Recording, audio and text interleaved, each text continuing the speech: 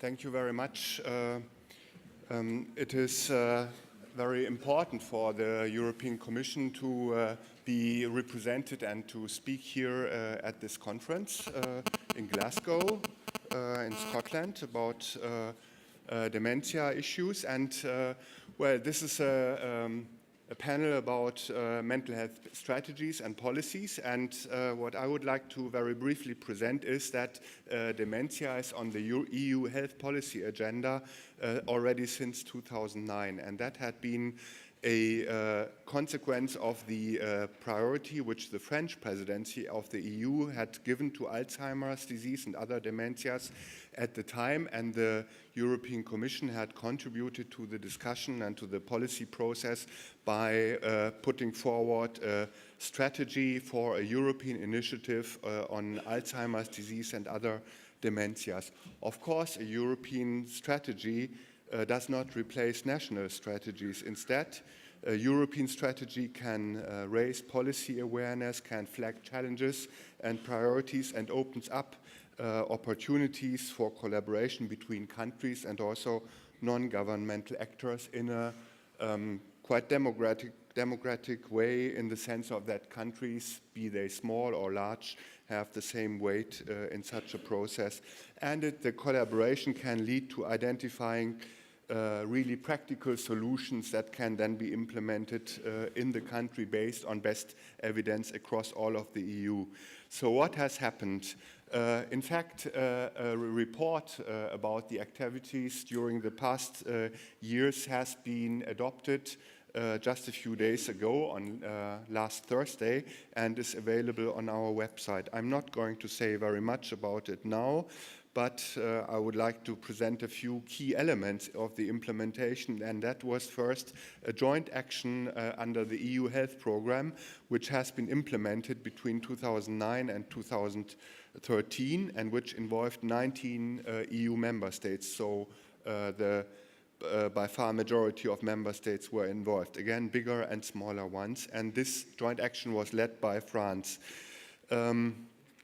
It identified good practices and developed recommendations on a number of key areas in dementia. Many of them were also mentioned by the minister just before, like timely diagnosis of dementia, having good knowledge of the epidemiology and the number of people living with dementia. For instance, the joint action ALCOVE found that often estimations are too high, and that the number of people living in Europe with dementia was estimated 20% too high, and that it is 6.3 million in 2011. The joint action also developed recommendations for managing the behavioral and psychological symptoms of dementia, and approaches for putting up legal frameworks for advanced directives in member states.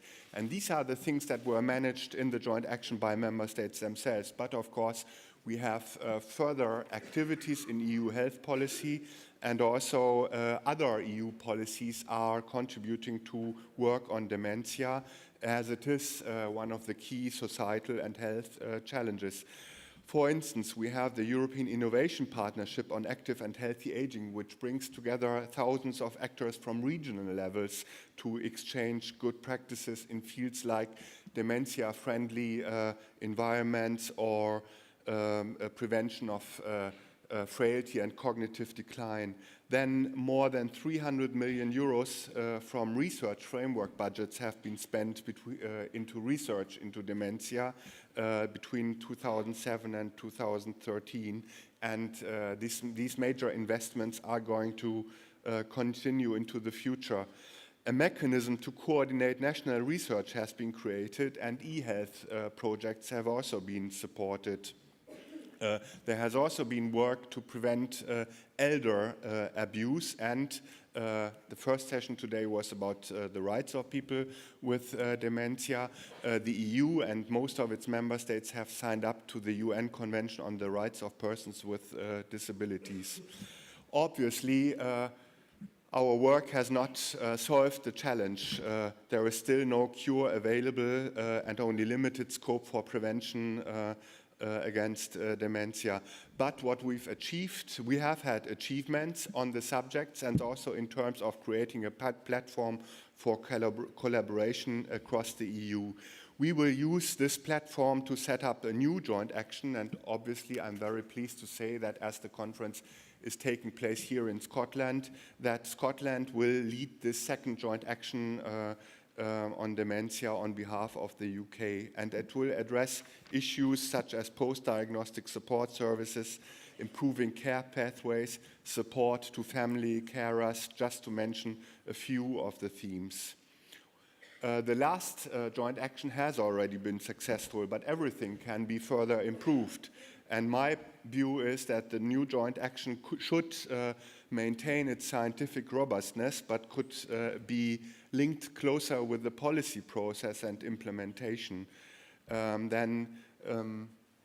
The collaboration between EU health policy and other policy areas could be improved further. And finally, we have agreed with Scotland to give a stronger role to NGOs such as Alzheimer Europe in the future process.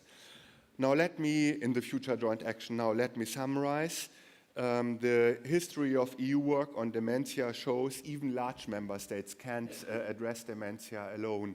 But the specific thing about the collaboration on dementia at European level is that we involve both the large countries with their, of course, larger resources and the smaller countries and enable the smaller countries to contribute to the knowledge building and also to get liaised to international developments in that field.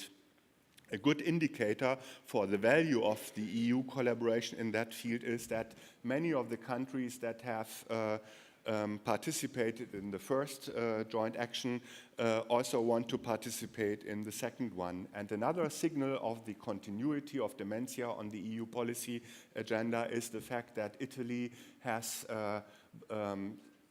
committed to organizing on 13th of November another conference on dementia at European level, and this time under the EU presidency, under the Italian EU presidency, which shows that dementia is really a shared priority where lots of countries are contributing to shaping the agenda and the content.